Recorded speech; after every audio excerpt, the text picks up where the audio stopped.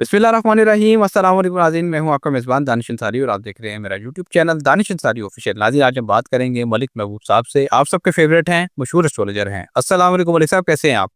वालेकुम अस्सलाम, अल्लाह का करम है। आप बताएं कैसे हैं?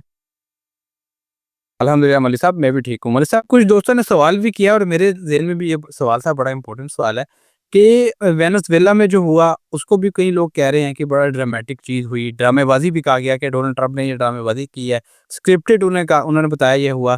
ग्रीनलैंड में जो मामला चल रहे हैं, उसके हवाले से भी कहा गया है कि सब कुछ स्क्रिप्टेड है। जो बात है वो मुज़ाकरात पे ख़त्म हो जानी है, यूरोप, अमेरिका कभी एक-दूसरे के जो मफ़ादात हैं, उनको नुकसान नहीं पहुँचाएँगे। आप क्या देख रहे हैं? क्या आपको दुनिया के चार्ट में कोई ऐसी चीज़ दिखाई देती है, कोई धोखे का कोई प्लैनेट दिखाई दे? अभी मैंने आपको ज़िक्र किया था कि अभी आने वाले दिनों में बहुत बड़ी स्कैंडल निकलेंगे। उसकी वजह ये है, नेपट्यून और सैटर्न का कंजंक्शन फ़रवरी 20 से लेके 26 तक चलेगा और यहीं से दुनिया में मेजर ऐसी बातें बाहर आना, स्कैंडल्स बाहर आना या बहुत बड़ा ऐसी मतलब दुनिया में जितने भी लोग रहते हैं, वो हैरान कुन हालात में पहुँच जाएँगे कि ऐसा भी हो सकता है। तो वो आपकी जो बात है धोखे वाली, वो नज़र आती है।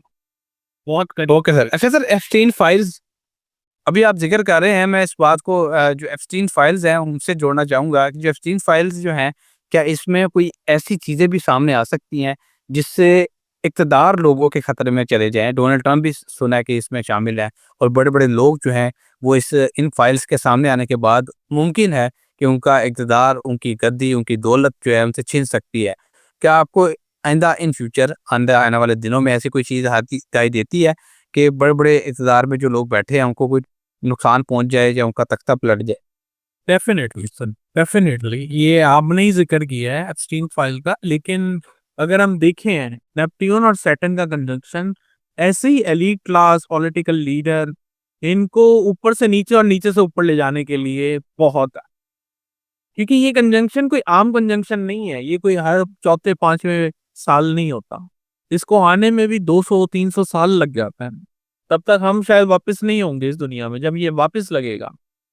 तो ये चीज़ें बहुत मैटर करती हैं। वैसे हम वैदिक एस्ट्रोलॉजी में नेपट्यून को काउंट नहीं करते। क्योंकि मैंने जैसे बताया है कि इतने-इतने अरसे के बाद इनके कंजंक्शन होते हैं। तो एक तो ह्यूमन साइकिल चेंज हो जाता है। एक ट्रांजिट कंप्लीट या एक साइकिल कंप्लीट करने में ह्यूमन साइकिल 2 साइकिल ह्यूमन के खत्म हो जाते हैं। तो कहने का मकसद ये है, इसलिए हम इनको इंक्लूड नहीं करते, लेकिन जब ये आते हैं तो हम डेफिनेटली इसको कंसिडर करते हैं।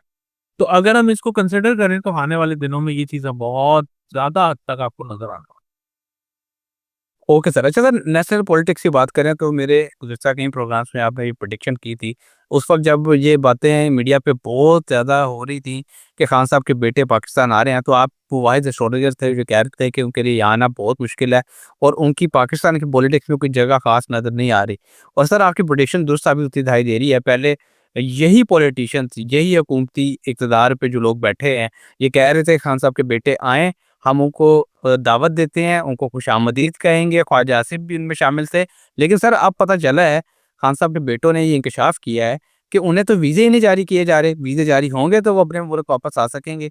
तो सर, खान साहब के बेटों को वीज़े ना जारी होने की आपकी प्रेडिक्शन तो एक तरह से दुरुस्त साबित हो गई है। लेकिन सर, मुझे एक चीज़ ये बता दें कि क्या आप अभी भी अपनी प्रेडिक्शन पे कायम हैं कि खान साहब के बेटे जो हैं इन फ्यूचर पाकिस्तान की सियासत में कोई किरदार बड़ा नहीं अदा कर सकेंगे या नहीं कर पाएँगे, ऐसी कोई चीज़ दिखाई देती है आपको? सर ये तभी पॉसिबल है जब वो आएँगे और पाकिस्तान में मुझे नहीं लगता कि वो आ सकते हैं। एस्ट्रोलॉजिकली उनके उसमें प्लैनेट्स में ऐसी पावर्स हैं कि आने वाले टाइम में फ्यूचर की बात कर रहा हूँ, अभी की नहीं कर रहा।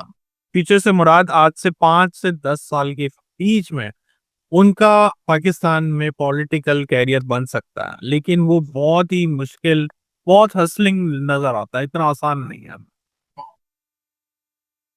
Okay sir. अच्छा सर, इमरान खान साहब की सेहत के हवाले से पीटीआई के कारकुनान जो है, रहनुमा जो हैं, उनमें बड़ी खासी तशवीश पाई जाती है। इवन कि जो रहनुमा जो कारकुनान दूसरी पार्टियों के हैं, वो भी इस वाला ऐसे खदशात रखते हैं कि खान साहब की सेहत को कुछ हो गया तो मुल्क में जो सियासी मामलात हैं, वो बहुत ज़्यादा गर्मा-गर्मी का शिकार हो सकते हैं, ख़राब हो सकते हैं। तो सर, पाकिस्तान की तारीख रही है कि जब भी सियासतदान बीमार होते हैं, वो बिरुल मुल्क जाते हैं।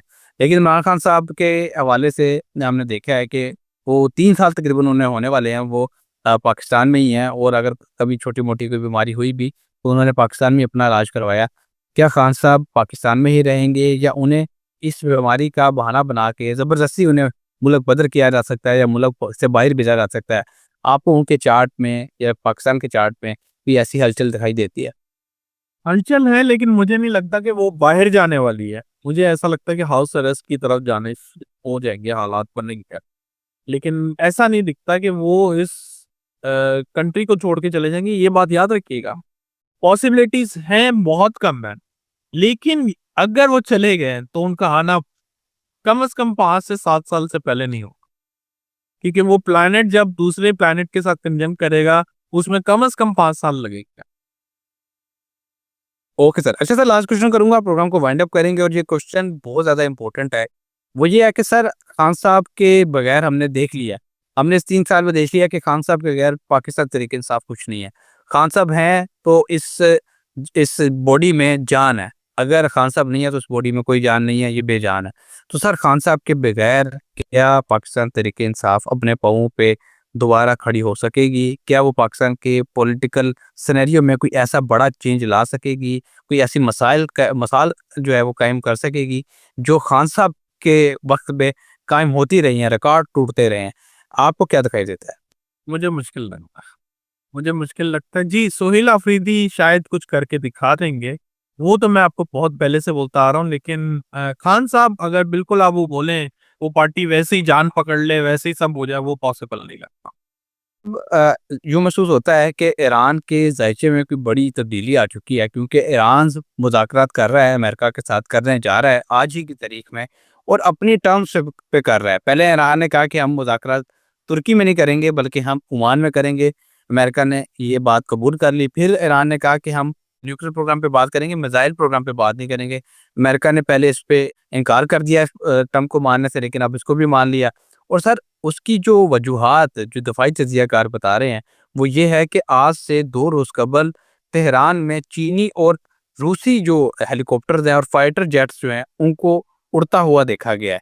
यानी कि चीन और रूस खुल के सपोर्ट कर रहे हैं ईरान की, और चीन ने आज ऑफ़िशियली बाकायदा ऐलान कर दिया है कि अगर ईरान किसी न्यूक्लियर प्रोग्राम पे काम कर रहा है, तो हम उसको सपोर्ट करेंगे। अलबत्ता उन्होंने ये कंडीशन लिखी है कि ये पुरअमन होना चाहिए।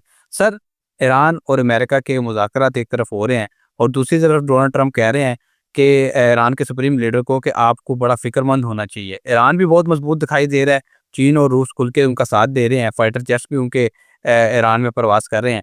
ये मामलात आपको किस तरफ जाते दिखाई दे रहे हैं? ईरान के मजबूती की वजह क्या है? आपको दिखाई दे रही है कि अपने टर्म्स पे मुज़ाकरात कर रहा है, वो मुज़ाकरात कामयाब होंगे? इन तमाम चीज़ों का ख्याली अहाता कीजिए। दानिश भाई, मुझे नहीं लगता कि ये मुज़ाकरात कामयाब होंगे। अल्लाह करे हो जाएँ, क्योंकि इसकी वजह से बहुत से ममालिक जो आपस में लड़ने वाले हैं, खुदा ना ख़ास्ता आमने-सामने आने वाले हैं, वो क्लैशेज़ जो हैं कम होते हुए दिखाई दे रहे हैं। लेकिन जिस तरह दुनिया आगे बढ़ रही है और जिस तरफ हम जा रहे हैं, वहाँ पे कॉन्फ्लिक्ट नज़र आता है। एग्रीमेंट्स या किसी तरह से कामनेस अभी कम ही नज़र आती है। मामलात आपके मज़ीद ख़राब होंगे, जैसे-जैसे मैंने आपको पहले भी बताया था, फ़रवरी के हम सेकंड हाफ में दाखिल होंगे, क्योंकि वहाँ पे क्लिफ़्स भी है, कंजंक्शन भी है, और ये चीज़ें कुछ अच्छी तरफ नहीं लेके जाती हुई नज़र आ रही। आइंदा आने वाले दिनों में आपको स्कैंडल्स भी बहुत ज़्यादा नज़र आएँगे। ऐसी बातें जो आपने नहीं सोची, वो आपके सामने आएँगी। बहुत कुछ होने वाला है, तो एग्रीमेंट मैंने आपको पहले भी बताया था, जब प्लैनेट्स नॉर्मल अपनी डायरेक्शंस में होते हैं, जिसमें कोई कंजंक्शन नहीं होता, इसमें इक्लिप्स नहीं होता, तब हम एक कामनेस का प्लान सोच सकते हैं कि हो सकता है आने वाले दिनों में कुछ बेहतरी हो। अभी अलबत्ता ये सब चीज़ें मुझे समझ से बाहर हैं। ये हो भी सकता है कि ये जिस तरह पहले भी हुआ था, इसराइल और ईरान की टॉक के बीच में उन्होंने अपना एक छोड़ दिया था जो बॉम्ब वगैरह है, और जंग का आगाज़ हो गया था। तो हो सकता है इस दफ़ा भी वैसे हालात हों, क्योंकि हम बहुत करीब एज पे पहुँचे हुए हैं। Okay sir. अच्छा सर, यूक्रेन की वजह से रूस और अमेरिका के दरमियान मामला पहले ही खराब चल रहे थे, और अब रूस और अमेरिका के दरमियान जो न्यूक्लियर हथियार हैं, उनकी तादाद को लिमिटेड करने का एक मुआहदा तय पाया था। अब उन दोनों ममालिक ने इसको ख़त्म कर दिया है। इसका मतलब ये है कि अब दोनों ममालिक आज़ाद हैं, और वो जब चाहे जितने चाहें न्यूक्लियर हथियार जो हैं उनको बढ़ा सकते हैं। सर न्यूक्लियर हथियारों को बढ़ाने का मतलब ये है कि दुनिया तबाही की तरफ जा रही है। न्यूक्लियर हथियारों की दुनिया में मौजूदगी ही इस बात का सबूत है कि दुनिया किसी भी वक़्त, किसी भी लम्हे ख़त्म हो सकती है। सर दोनों ममालिक न्यूक्लियर हथियारों की तादाद को बढ़ा रहे हैं। आप क्या देख रहे हैं कि इस तादाद को बढ़ाने से क्या दुनिया को कोई इन फ्यूचर कोई नुकसान हो सकता है? 2026, 2027, 2028 क्या इसका कोई नुकसान भी दुनिया को खुदा ना खास्ता होता दिखाई देता है आपको? देखिए, खुदा ना खास्ता हम तीसरी जंग अज़ीम की तरफ जाते हुए दिख रहे हैं। अल्लाह करे वही वाली बात है कि हम ना जाएँ और ऐसे हालात ना बने, लेकिन सितारे जो हैं ऑलरेडी अपना प्लान बना के बैठे हुए हैं। और ये जो न्यूक्लियर डील और फलाना जंग, ये जंग, वो जंग, ये सब चीज़ें जो है ना, आप एक एक तरह से आपने मूवी देखी है कभी? मूवी थिएटर में जाते हैं या जहाँ पे मूवी बन रही होती है स्पेसिफिकली, वो अपने सेटअप बनाते हैं कि हमने ये एक्शन, ये सीन यहाँ पे लेना है, दूसरा सीन यहाँ पे लेना है। तो ये जो सब कुछ हो रहा है दुनिया में, ये सेटअप बन रहा है। खुदा ना खास्ता ये सेटअप फेल हो जाए तो बहुत अच्छी बात है, इसमें सबका ही भला है। और अगर ये सेटअप उस हिसाब से बन गए जो ये प्लानिंग कर रहे हैं, तो फिर दुनिया में आप जानते हैं कि हालात जो हैं नागुज़ीर हो जाए। और 27-28 स्पेशली इस लिहाज से बहुत खतरनाक नज़र आता है। Okay sir. सर बहुत शुक्रिया, आपने अपने कीमती वक़्त में से कुछ वक़्त निकाला और सर प्रोग्राम का अख्ताम करने से पहले आपको एक कोर्स है, उसके हवाले से हमारे नाज़रीन को बता दें, उसमें एनरोल होने का क्या तरीका है? उसका टाइम भी बता दें कि वो कब शुरू हो रहा है और कब उसका इख्तिताम होगा? जी, 13 फरवरी से स्टार्ट हो रहा है और वन्स अ वीक क्लास होगी ज़ूम के ऊपर, और ये 6 मंथ का कोर्स है एडवांस एस्ट्रोलॉजी का। तो वो लोग जो इंटरेस्टेड हैं वो मुझसे राब्ता कर लें, मैं बाकी डिटेल्स शेयर कर दूँ। ओके, बहुत शुक्रिया सर, आपने अपने कीमती वक़्त में से कुछ वक़्त निकाला। हमारे नाज़रीन का भी बहुत शुक्रिया, अपने कमेंट से हमें आगाह करते हैं, फीडबैक देते हैं। आपका फीडबैक जो है प्रोग्राम को बेहतर बनाने का एक अपॉर्च्युनिटी हमें फ़राहम करते हैं, तो अपने कमेंट्स करते रहें, सवालात पूछते रहें इंशाल्लाह। नेक्स्ट प्रोग्राम में ऐसे ही दिलचस्प टॉपिक के साथ दोबारा पेश होंगे। अगली वीडियो तक के लिए मुझे और मलिक महबूब साहब को इजाज़त दीजिए। अल्लाह हाफ़िज़।